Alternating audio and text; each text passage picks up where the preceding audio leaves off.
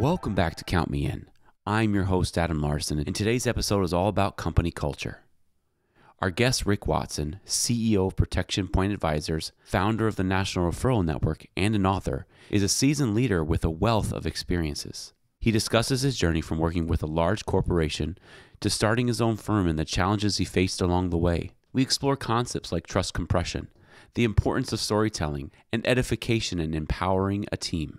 With practical examples and real-world experiences, Rick provides valuable strategies for creating a purpose-driven, successful organization.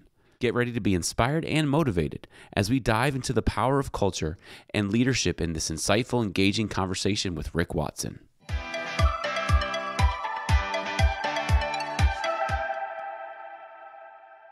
Rick, I'm really excited to have you on the Count Me In podcast and excited to be talking about leadership and just some of your journey as well and what you've learned along the way. And maybe we can start off by what inspired you to start your own firm? It's not an easy task to do that. It's not something that people can do lightly. And how did you assess your readiness for this entrepreneurial journey? It's funny. I wanted to be tested.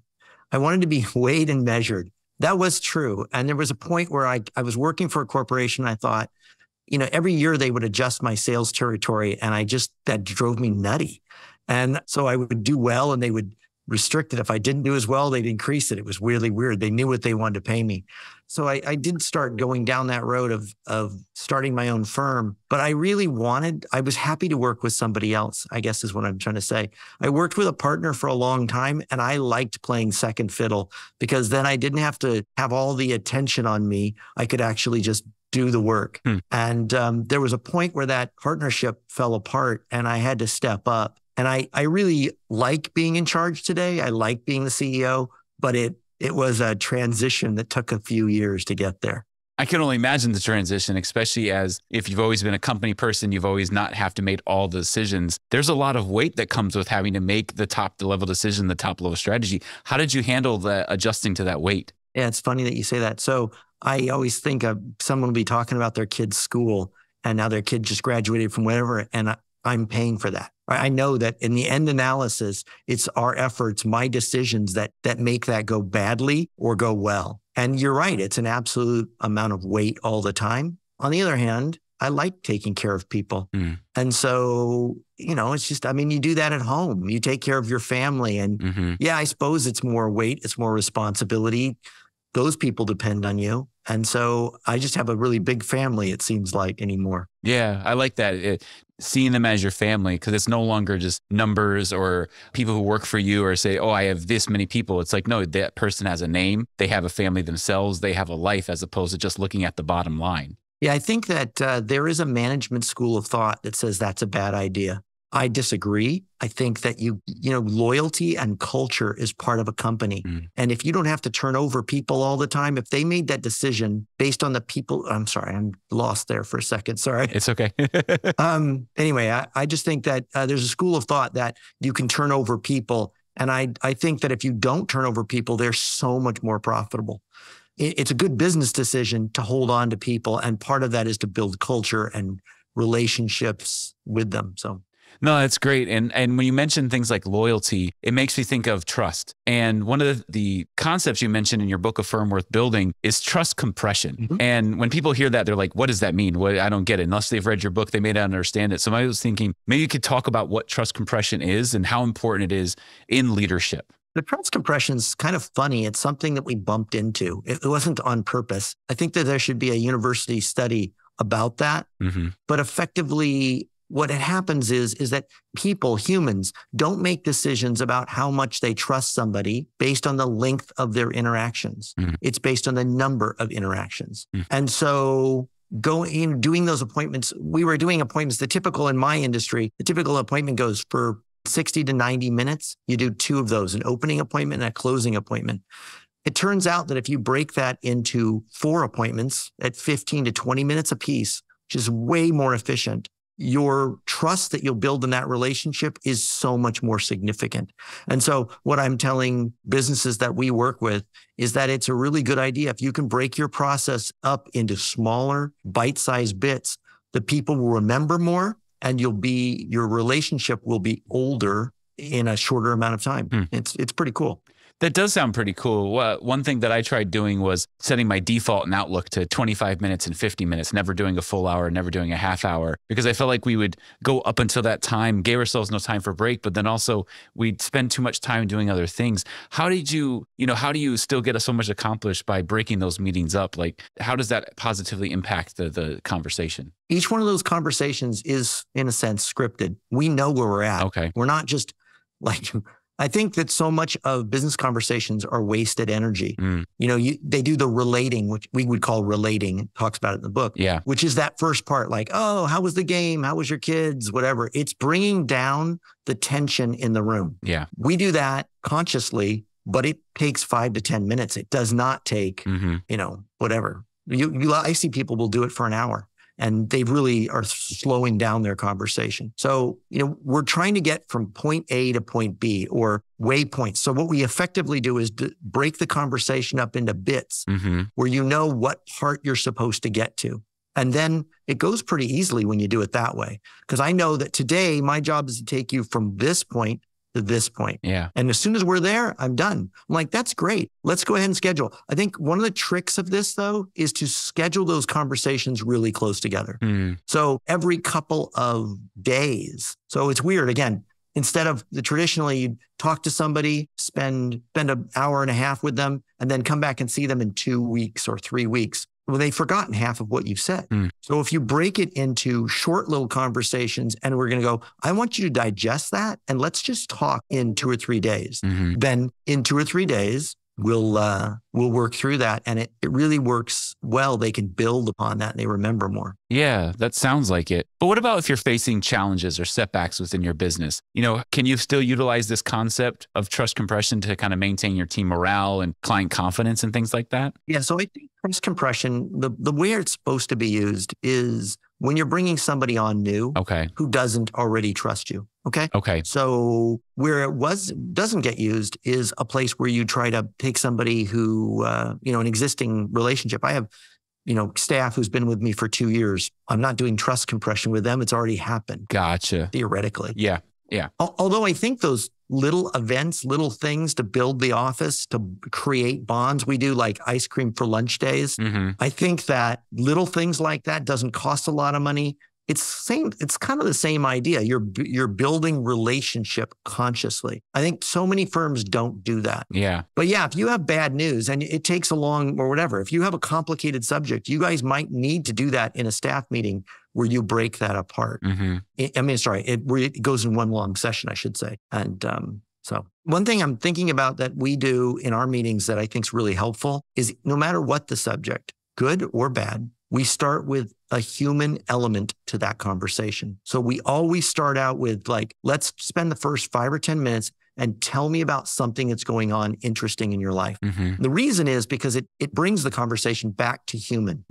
Otherwise, sometimes we see each other as tools to an end. Yeah. And we need to remember that they're actually people with lives and hopes and all that stuff. And so we'll do things like thorns and roses. Give me one wonderful thing that's happened to you, 30 seconds. Something wonderful that happened to you this week, something awful that happened, right? Whatever. And we'll go through the room. Even when we have 10 people in the room, we still do that. Wow.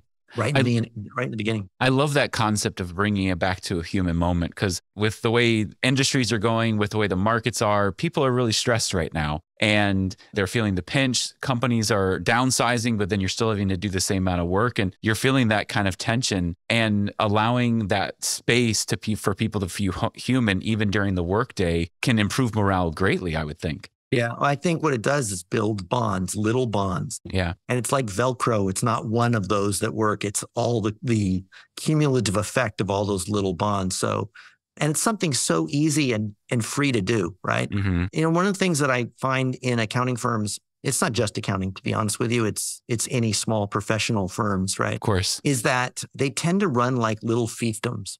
They don't spend enough energy focusing on actually running the business well, building culture, being intentional about how we run and build the business. It's sort of more ad hoc. I need to get my work done and you're a tool for me to get my work done. And so that comes across. We need to change that dynamic or else you doesn't work as well in the long term. And it's why those firms stay small. So maybe we can dive into that a little bit. How would you start what are some steps you would take to start changing that dynamic if you were in a firm like that or running a firm? Yeah. So I think the first thing that has to happen is the person in charge or the team, however it is, they have to figure out where they actually want to go, how they want to scale their firm and grow it. And that starts with a value proposition. Are we just a proposition? Are we just an accounting firm that does taxes, for example?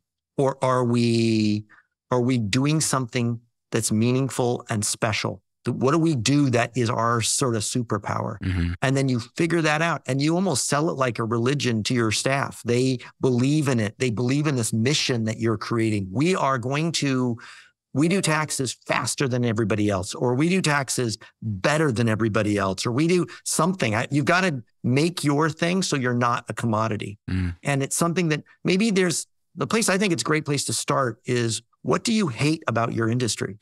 Like, what does it just gripes you when people do it like that? Because that's sort of the center of what you believe in. And so I don't think it's just an act. I think it is, you sell that religion in a sense to employees because you believe it down to your core. Yeah. And that's a meaningful business that can grow. And then there's no reason to limit its growth at that point. You want to spread the message, the gospel, so to speak, of your idea, your concept, your approach. And so you do that. You create mechanisms to help you scale this idea. So many accountants, what they do is they'll say, this is what I've heard 100 times. Yeah, I only want to grow to a certain point. I've got to get rid of a third of my clients this year. Right? It happens all the time because they don't want to grow, because they see business growth as an impediment to the freedom in their life. And the opposite is actually true, that your life gets more free the more you scale this purposeful idea. Mm-hmm. It's very kind of counterintuitive, but it's a common problem I see in the industry. As we talk about this, it made me think of, sometimes you hear from the top of an organization, we've got this great idea, kind of like you're saying, you're selling it as a religion, but when it trickles down to the people doing maybe grunt work, people doing lower level work, people, even the middle managers trying to like help lead the team. And the bottom line is very much in their mind, especially for, KPIs and those things. How do you balance this idea versus the actual work you're doing to make it applicable? Yeah. So first, there's a lot of things that you keep touching on all the little chapters of the book. I will say that who you hire matters. If they don't believe in your religion, don't hire them. And I use the religion softly, right? So I'm really talking about your purpose. They need to buy into your purpose. And if you have somebody who doesn't buy into that idea, it is in your interest to find a way to let them exit the company, which is hard to do, by the way, because sometimes they're stars. But so that's part of it. I think you believing it, really believing it, not just saying we believe something, because I think employees are like children in the sense that they can sense when you're lying to them, right? When your actions don't match your deeds. So assuming that those were in alignment and you had the right people, then I think involving them in the story, what's happening, how we're achieving this purpose. We do a meeting every other week that talks about our purpose, where we're going. Mm-hmm. We start with who's human, right? So this human sort of aspect of it. We have people who are remote and local.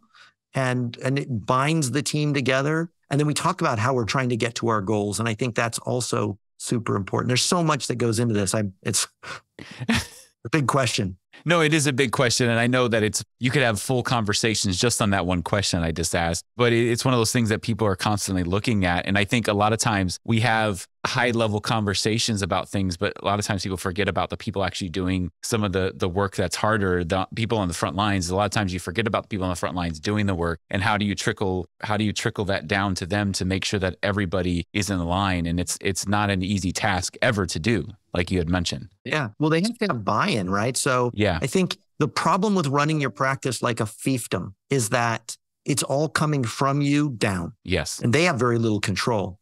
But when you run it differently, you run it based on a sense of purpose, then it goes the other way, right? They'll tell you when you're outside of tolerance. You're like, I don't like how you treat it. You should have a staff person who should be able to walk into your office and say, I don't like how you treated that person. Yeah. And here's why.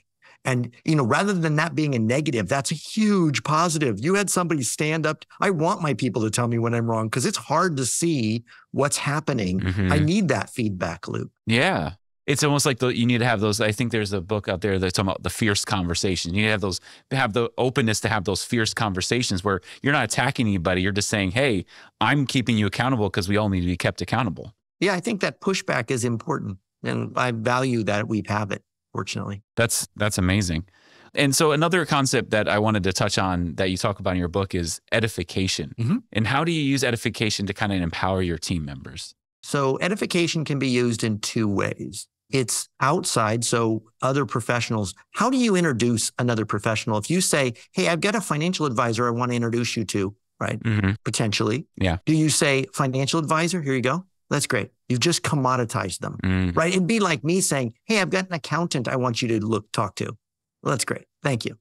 That's a wonderful. No, edification would be to say, let me tell you about this accountant. Tell him a story. Like, he's such a great guy. We've known him forever. Mm-hmm. And he's just done such great work with my clients. He's funny little side note. And then you tell a story about him, like he's into horseback riding or whatever, whatever that funny little thing is. All right. Now that thing is something. Okay. It's not just a generic thing. It's something for them to attach it to. When we bought our house, the realtor said, and it's kind of an odd analogy, but the realtor said, it's great if you can give every house that we look at a name so that we can keep track of which one we're talking about. Well, that's all we're doing with people, right? Huh. Let's tell a little story or a little name or something odd about that I can remember. He's got a funny little dog. Oh yeah, I remember that guy. All right. So that's one element of edification. How do you introduce other professionals to your clients? Because if you're not doing that, you're missing the boat. What clients want today is teams. They don't want individuals. Mm-hmm. So you want a team. I can solve 6 problems. I can't just do not just your taxes. I can do your taxes, your estate planning. So it's that side of it. Mm-hmm. The second element of edification is edifying your staff. So if you're complaining about the fact that you have to do all the work, the pressure of this business is killing you, and it's so much work on you, it's because you're not edifying the people around you. You want to not be the smartest person in the room. In fact, a great way to say it is, look, I'm an amazing accountant, but without my team, I'm nothing. Okay. I mean, if you want to get this done or this done, don't call me, call them because they're way better at it. Mm-hmm. And then tell a little story about them. One of the stories that I tell all the time, it's a stupid little story, but I'll say, what I think is so cool about when we hire people is we hire just amazing people. And they work in the best interest of our clients, not because I told them to, but because it's who they are at their core. And you could give them $1 million and put it in a suitcase and give it to them, come back 2 years later, and it would all be there because that's just who they are. Well, how excited are you now to be introduced to a staff person and them to go, great, I've got this person I'm working with. So I think that edification of the people around you makes you not the smartest person in the room, which helps a lot. I think it also makes people appeal to the humans. We've been talking about this human side where if you show kindness to another person, it automatically kind of disarms them. And there's that old adage, kill them with kindness when you're referring to somebody who's being mean to you. But it's also, you can just be kind and show that edification to people that you meet. And it automatically kind of lightens the room as well. I think so. I think you being one of the biggest problems that the industry has is trying to be the smartest person in the room. And the reason is, it's not because you are the smartest person in the room. It's because of fear. I'm afraid that they're going to see that I'm not. So what I do is I puff my chest up, and it's all about client control. They're afraid of doing this client control. One of the reasons, one of my companies, which is the National Referral Network, it makes this little sandbox where multiple professionals of different disciplines can play in the same area, right? They can work with a client and not be, if I'm not teaching edification to the accountant so that they don't try to take away client control from the financial advisor or from the attorney, they need to all be able to share that. And the way they do is by lifting each other up constantly. And it makes them all stronger. That's the irony. It's the opposite of cutting down your competition in the middle of if you cut your competition down, it makes yourself look weaker, not stronger. Mm-hmm. Someone should tell that to the politicians, but that's a whole nother conversation. I mean, one thing I've always read when it comes to leadership is you want to bring up the people who are around you and bring them up, because then it raises you up because you're helping empower them to become better, which makes you better, which in turn prepares you for whatever you have next. It's also a way to be able to delegate, right? I mean, if I built the people up around me, then if I pass you over to somebody else, they're not going to somebody weaker. They're going to somebody stronger. Yeah. Right. And everybody's going to say, that's great. Yeah. Sign me up for that. Nobody wants the worst end of the deal. They want the best end of the deal. Mm-hmm. So yeah, it works with clients. It works inside of your staff, and it works within professional networks. Mm-hmm. So how do you ensure that this edification is kind of a key part of your team's interactions? Like you've mentioned hiring the right people, but what if you've already have a bunch of people hired? Can you teach that to people? Absolutely. We teach it constantly. So one of the things we have, and it's in the book, about client success manuals and employee success manuals. So we want to know, and they're not just, most of those manuals that people put together are legal things to keep them from getting sued. I told you not to do that. Yep. No, we teach classes constantly on the things that we care about. So yeah, edification is like, you could ask any member on my staff and they absolutely know what's done. It's like with parents, again, parent and child relationship is very similar. It's what behaviors do you model and do you reinforce? Right? So that your kids grow up and they end up away, whatever you wanted them to be, but you modeled those behaviors and then you encourage those behaviors in them. You taught them. It's the same thing with employees. And if somebody's not tracking, get rid of them, because it will save you so much time and money and energy, right? You don't want poison in the system. And we purposely are pulling poison out of the system. Do you maybe have any examples that you can share of where your team has been able to innovate and contribute to the success by using the practices we've been talking about? So one of the things that I can think of is so lots of them. First of all, one of our mottos in our company is we build what should exist. So we have a financial planning firm and a referral firm and a real estate fund. And again, they all operate on this. We build what should exist. We go where the market should exist. So it's weird because we don't talk about we don't say we do taxes, right? We talk about, the bigger thing. I think that's the first step, is starting in that regard. And I'm sorry, I kind of lost the thread of your question there. It's okay. I was kind of talking about like any examples you have of people applying this and it's showing success in your organization. Yeah. And I think that because we innovate, people are always throwing out ideas as how to get there. And that's been a pretty strong key. So I'm trying to think of a specific example, other than the fact that we've grown a financial investment firm to $500 million from about $20 in my checking. So I would say that's a pretty good indication that it seems to work. And we're recruiting advisors right now like crazy. So I think that's also, people are recognizing that story and that value proposition and wanting to be part of it. Yeah, when people recognize it, they see the value, and then they tell their friends, hey, you want to do this X, Y, and Z service, you should check out this company because this is the experience I have. And it creates that natural flow between parties and potential clients and potential people wanting to work for you. That sense of purpose that I was talking about earlier, I think that's part of what you're selling in a story. And that's so it's funny because I was thinking of an advisor that we were bringing into our firm, but it wouldn't be that different from another professional you're bringing into your firm. What story do you tell them that makes you guys different? And is that going to suck them into your firm? Do they really want to be part of it because of that?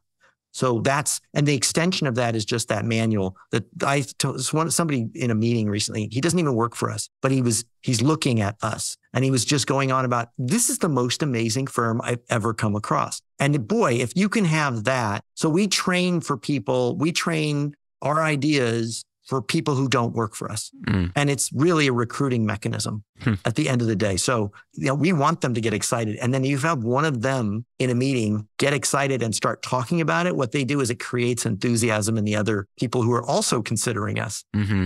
Now, do you think it'd be beneficial for any professionals who are listening to this? They may not be in the same industry or anything like that, but they're saying, I want to apply these concepts. How important it is to learn how to be a better storyteller when you're creating these interactions? Yeah, I 100%. So we do classes on storytelling. Oh, okay. So literally like last week, that was the class that I did. I think I had 15 people on the class in a Zoom meeting on storytelling. So yeah, storytelling is super important. It's important for clients, right? Because if you tell a good story, what happens is it's like a string and you can lead somebody almost anywhere as long as they know where that string's going to lead. Yeah, right? Exactly. So the story is what does that. But without the story, the story is that sense of purpose. It's not just telling them what the purpose, it's telling them the story of how that purpose got created. Then they buy into it. They say stories tell, and I can't remember that story. That's okay. I've heard the quote before, but I can't seem to finish it either at the moment. But I think you got across what you were trying to say is how important it is, because what a story does is it grabs your attention. It pulls you in. I mean, what the best books, the best movies, the best, things that you're listening to, if you're grabbed in, like my dad will sit there at a bookstore and read the first chapter. If it pulls him in, he's either putting it on a list or buying it or getting it from the library the next day. It's that same kind of concept for just interactions with folks. If you're able to tell the right story and grab people in, and so like you said, hey, when somebody's coming onto your team, if you can tell the right story, it'll grab them in and have them part of the quote unquote religion that we've been talking about. And the opposite is also true, right? So that's why we were doing this class, because I listened to one of my people tell a story poorly. And I'm like, you have so many extraneous details. I don't even know where we're going in this story, right? Yeah. And so we needed to back that off and start getting rid of some of that, or they'll cut their own reputation in their story. Well, I'm new to this industry and I kind of don't really know what I'm doing. I'm like, all right, there are ways to phrase that would not destroy your story. Yes. But the problem is now you've got somebody who's just tuned out, right? And so we talked in that case about mentorship. Talk about how much you value the mentor who's teaching you right now. Yeah. And how you really want to be more of that. Then you're borrowing somebody else's story, which I think is so crazy that you can do that. But we can all think of ways of phrasing something that would be more productive. And then the other thing is practice your story. Tell somebody the story, and then get feedback. Somebody doesn't matter in this equation. And they might go, well, actually, I didn't even know where you're going with that. So that's helpful. No, it's very helpful. And I think we could probably talk about this for hours. But I just want to thank you, Rick, for coming on the podcast today. I think it's been a really great conversation. And I just really appreciate you sharing your knowledge with our audience today. You're welcome. Yeah. And if anybody wants to find out more, they can just go to nrnamerica.com. That's our national referral network, which is the way that we connect with accountants, attorneys, and we build this little sandbox. And when you come in there, there's a little pop-up. It talks about the book. So, or you can just find the book on Amazon at A Firm Worth Building, and it should pop right up. So perfect. And we'll put all those links in the show notes, so feel free to look at that. Great. Thank you. This has been Count Me In, IMA's podcast, providing you with the latest perspectives of thought leaders from the accounting and finance profession. If you like what you heard and you'd like to be counted in for more relevant accounting and finance education, visit IMA's website at www.imanet.org.